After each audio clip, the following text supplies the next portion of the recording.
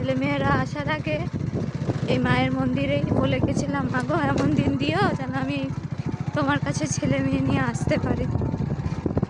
আজ আবার এসেছি। এই যে আমরা এসে পৌঁছে গেছি। এই মায়ের মন্দিরেই বলেছিলাম আজ আবার আসতে পেরেছি ছেলে মেয়েদের নিয়ে। চলো চলো। জয় মা।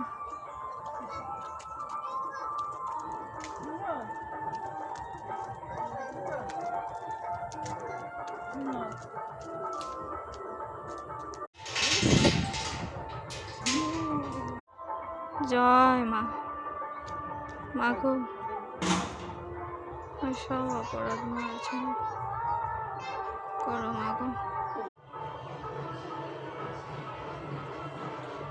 জয়।